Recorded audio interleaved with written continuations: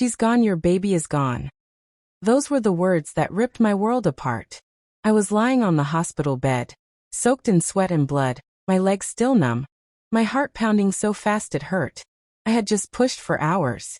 I had screamed until my throat burned. And now they were telling me my little girl was dead. I screamed, grabbing the nurse's arm. Let me see her. Please. I want to see my baby. The nurse looked away. Her lips trembled, but she wouldn't meet my eyes. Jessica, you need to rest, she whispered, pulling her arm from my grip. I fought to sit up, my body shaking. Tears blurred my vision. Where is she? I heard her cry. I heard her. The room spun. I could smell the metallic scent of my own blood. My stomach clenched with panic. I wasn't just a mother. I was a mother being robbed. The doctor walked in holding a chart. His voice was cold, like he was reading weather news. She didn't make it. We took care of the body. You need to focus on your recovery. I felt like my soul was ripped in half. My baby. My only child. My reason to breathe. Gone. I collapsed back into the bed and screamed so loud I thought my heart would burst. The walls felt like they were closing in. My mind went black. For weeks after, I couldn't sleep without hearing phantom cries. My arms ached to hold her. Every time I saw another woman with a baby, it felt like someone was stabbing me over and over again. People told me to move on, but they didn't know what it was like to have your child stolen by death before you could even kiss her. But here's what I didn't know. Death hadn't taken her. 40 years later, a phone call would shatter my life all over again. And what I discovered was worse than the day they told me she was gone. It was a rainy evening. I was in my small kitchen making tea when the phone rang. The voice on the other end was soft, hesitant. Is this Jessica Taylor? Yes. Who's this? A pause. Then. My name is Anna. I think I'm your daughter. I dropped the cup in my hand. It shattered on the floor. My heart slammed against my chest so hard I could hear it in my ears. That's not funny, I snapped, my voice shaking. My baby died at birth. 40 years ago. The woman on the phone inhaled sharply. They lied to you. Her words felt like ice down my spine. My knees went weak. I gripped the counter to keep from falling. What do you mean? I whispered. I've known for years something wasn't right, she said, her voice breaking. I was raised by a woman who told me she was my aunt. But I found old papers, birth records, your name. And Jessica, the woman who raised me, she's your sister. My blood went cold. My sister? My own flesh and blood? The same sister who cried with me the day they told me my baby died? I remembered her holding my hand in that hospital room, whispering, I'm so sorry, just so sorry. The betrayal burned through my chest. My mind flashed to my sister's house, the room she always kept locked, the way she never let me come over unannounced. Could it be? Could she have stolen my baby? I gripped the phone tighter. My voice was shaking so bad I could barely speak. Where are you now? I asked. In Pinewood at the old cabin. But Jessica, if you come here you need to be ready. She's not who you think she is. The line went dead. I stood there in my kitchen, staring at the broken cup, my heart pounding, the rain hitting the window like 1,000 tiny hammers. And in that moment I knew, if what she said was true, my life was about to explode into a nightmare I couldn't escape. The drive to Pinewood felt like it took a lifetime. The rain had turned into a storm, wind howling against my car like it wanted to push me back. My hands were gripping the steering wheel so tight my knuckles were white. Every mile felt heavier. I kept hearing her words in my head, she's not who you think she is. When I finally reached the old cabin, it looked exactly like the place I remembered from childhood, dark, isolated, with a porch that sagged under its own weight. My sister Margaret had lived here for decades. She always called it her safe place. I knocked. No answer. My chest tightened. I knocked again, harder this time. Finally the door creaked open. And there she was. Her hair was streaked with gray. Her face lined with years I hadn't been there to see. But her eyes, those same sharp blue eyes, stared right through me. Jessica, she said flatly, like she wasn't surprised to see me at all. I stepped inside without waiting for an invitation. The smell of old wood and something sour hit me. My eyes scanned the room. Photographs on the mantel, most turned face down. One picture caught my eye, a little girl no older than 5 with curly blonde hair and a smile that made my heart ache. She called me, I said, my voice trembling. Anna. She told me everything. Margaret didn't flinch. She walked to the table, picked up a cigarette, and lit it with slow, deliberate movements. You weren't ready to be a mother, she said, exhaling smoke like it was poison she'd been holding in. You were young, alone, broke. She would have had nothing. I gave her everything. My knees nearly gave out. You stole her from me. I saved her. Margaret snapped, her voice rising. You think you could have given her the life I did? I made her safe. I made her strong. Tears blurred my vision, my hands trembling at my sides. You told me she was dead. You let me grieve her for 40 years. Margaret's lips curled into something between a smirk and a snarl. Sometimes lies are kinder than the truth. That's when I heard it. A floorboard creak upstairs, followed by slow, careful footsteps. I turned toward the staircase. My breath caught in my throat. And there, standing halfway down, was a woman. She had my eyes. For a moment, the room froze. The only sound was the pounding in my ears. Her hair was pulled back, damp from the rain, and her eyes, my eyes, locked on mine. She clutched the banister like it was the only thing keeping her from falling. Anna. My voice cracked. The name felt strange on my tongue, like tasting a word I had been searching for my whole life. She didn't move, didn't speak, just stared at me with a mix of fear and longing. Margaret broke the silence. Go back upstairs, she ordered sharply. Anna's gaze flickered between us. Is it true? She asked in a trembling voice. Are you my mother? Tears stung my eyes. Yes, yes, baby, I'm your mother. Anna's lips quivered, and for a second, I thought she might run into my arms. But Margaret stepped forward, placing herself between us like a wall. She's confused, Margaret said coldly. You're not filling her head with lies. They're not lies. My voice rose, raw and desperate. You took her from me. You told me she was dead. Anna's breathing quickened. Why would you tell her that? She asked Margaret. Margaret's face hardened. Because she was weak. She couldn't handle a child. I gave you a life. You should be thanking me, not doubting me. I stepped closer, my hands shaking. Anna, please. I never stopped loving you. I never stopped missing you.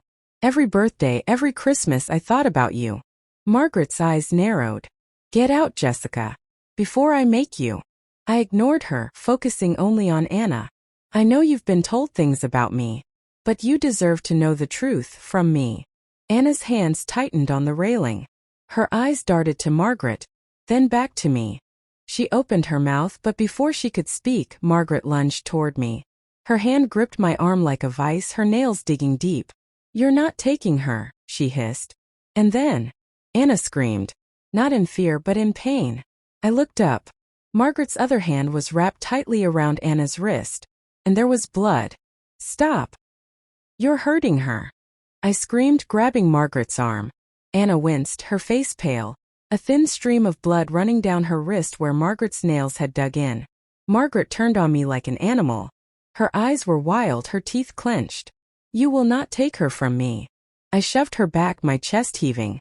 Years of grief and rage boiled up inside me like fire.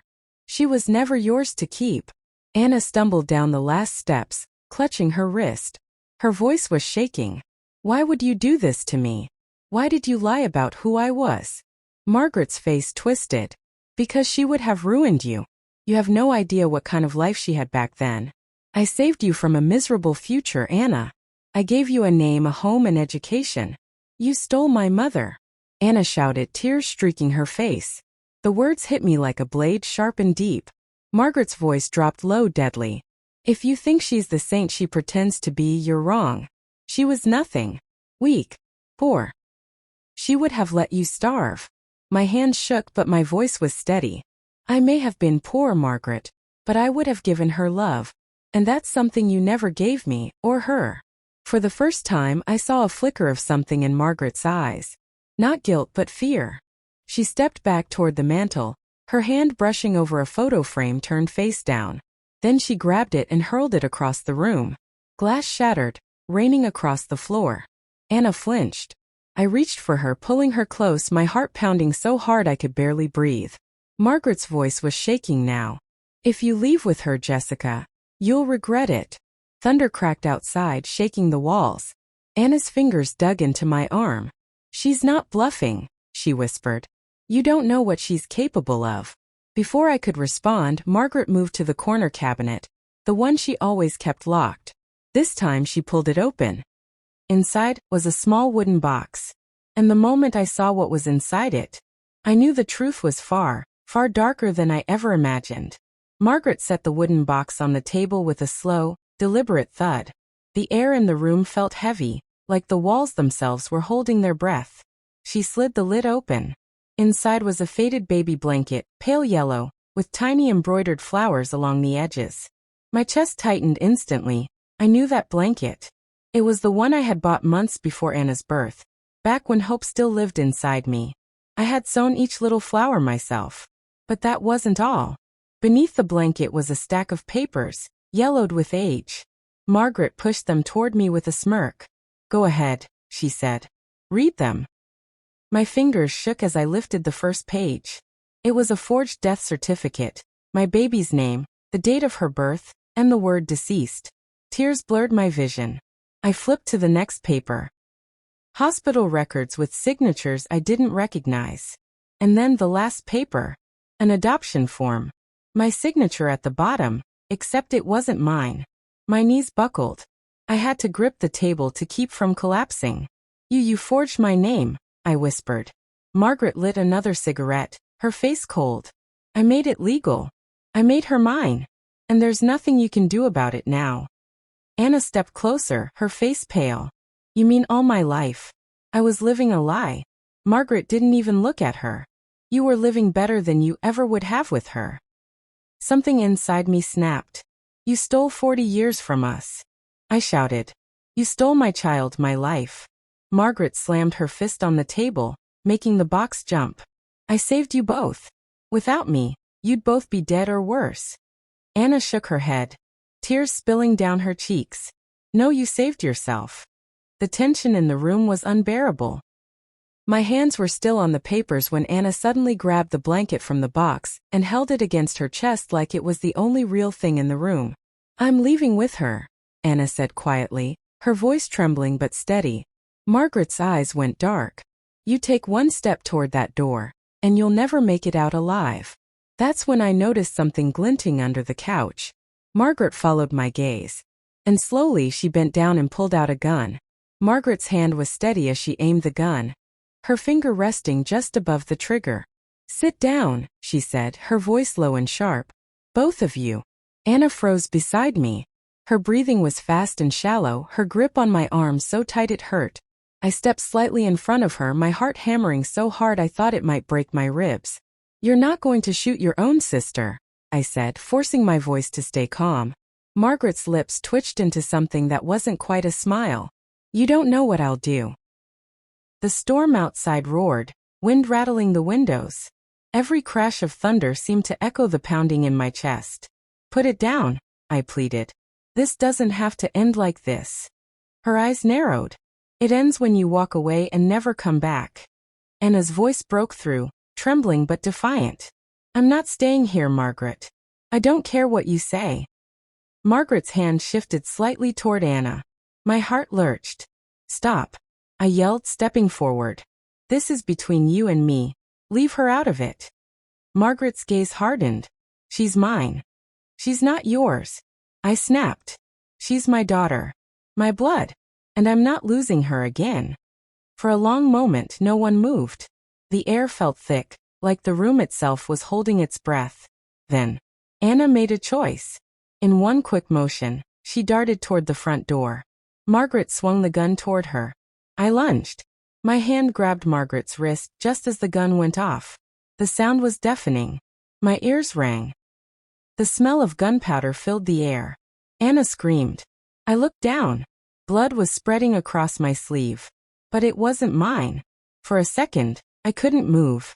My brain refused to believe what my eyes were seeing. Anna was on the floor, her hand pressed against her side, crimson seeping through her fingers. Her face was pale, her breathing shallow. Anna. I dropped to my knees, my hands trembling as I pressed against the wound. Stay with me, baby. Please stay with me. Margaret stood frozen, the gun still in her hand, her eyes wide like she hadn't expected this. I didn't mean to. You did this. I screamed, my voice shaking with rage. You've taken everything from me once. You won't take her again. Anna whimpered, her eyes glassy. Mom. That single word broke something deep inside me. I looked up at Margaret, my whole body shaking. Call an ambulance. Now. She didn't move.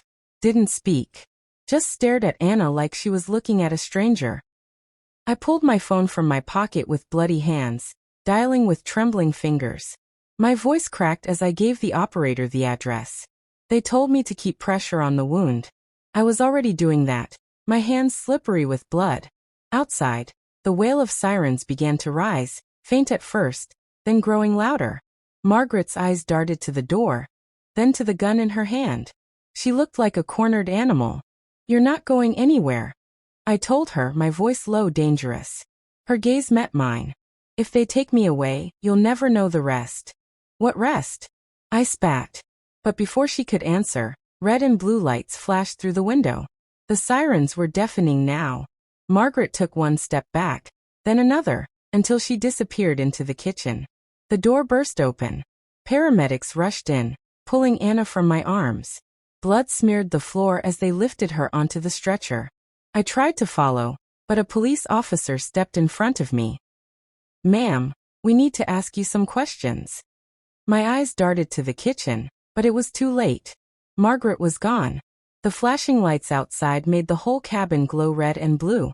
My heart was being torn in two, one part with Anna in the ambulance, the other still trapped in that house with the shadow of my sister. She's armed and dangerous, I told the officer, my voice trembling. Don't let her get away. He shouted something into his radio, but I didn't wait. I shoved past him and ran into the kitchen. The back door was wide open. Rain poured in, puddling on the floor. In the distance, I saw her, Margaret, running toward the tree line, her gray hair whipping in the wind. I didn't think. I just ran. The mud sucked at my shoes, the storm blinding me, but I pushed on. My chest burned, my breath ragged. Every step brought back flashes. Her holding my hand in the hospital, her whispering lies into my ear. 40 years of grief she had planted in my heart. Margaret! I screamed into the night. Stop running! She glanced back, her eyes wild, then disappeared into the woods. Branches slapped against my face. My clothes were soaked and heavy, but I kept going. I could still hear her footsteps ahead. Suddenly, I caught sight of her again, standing in a small clearing, the gun clutched in her hand. She looked smaller than I remembered. We were both panting, both soaked, both broken. You ruined everything, she shouted over the storm. I gave her a life and you're trying to take it away. I stepped closer, my voice low. You didn't give her a life, Margaret. You gave her a prison. Her hands shook, the gun wavering. If I can't have her, no one can. I froze. The rain dripped from my hair into my eyes, but I didn't dare blink. Margaret, put it down. Please. This isn't you. Her lips curled into a bitter smile. You never knew me at all. And then a loud crack split the night. I flinched, expecting pain. But it wasn't me who fell. Margaret lay in the mud, her eyes wide in shock, the gun slipping from her grasp. Behind her stood a figure, holding a smoking pistol. I stood frozen, the storm pounding around me, as the figure stepped into the light of the flashing police beams. It was a police officer, young, soaked to the bone, his chest rising and falling fast. She was about to shoot you, he said, his voice low but firm. I had no choice. Margaret's body lay still in the mud, the rain washing the blood into the earth. Her eyes stared up at the sky, glassy and empty. I didn't feel victory. I didn't feel justice. I felt hollow. This was my sister, the girl I'd once shared a bed with in winter, the one who braided my hair before school. Now she was gone, and the truth she'd buried with her was heavy in the air. The officer knelt to check for a pulse, then shook his head. She's gone. I turned away, my legs weak. My thoughts slammed back to Anna. She's on her way to County General, the officer said. They'll take care of her. I nodded, not trusting my voice. My chest was tight, my hands still trembling as I walked out of the woods and toward the flashing ambulance lights in the distance. Hours later, I was at Anna's bedside. Her skin was pale, but her breathing was steady. I reached for her hand, feeling the warmth of her fingers against mine. She stirred, her eyes fluttering open. "Mom," she whispered. "Yes, baby. I'm here." A tear slipped down her cheek. "Don't leave me.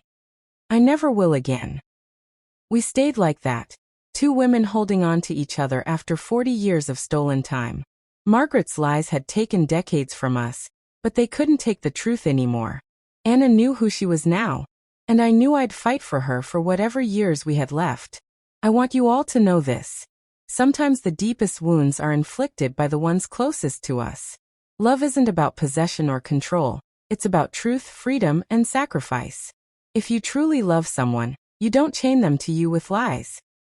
You set them free, even if it breaks your own heart.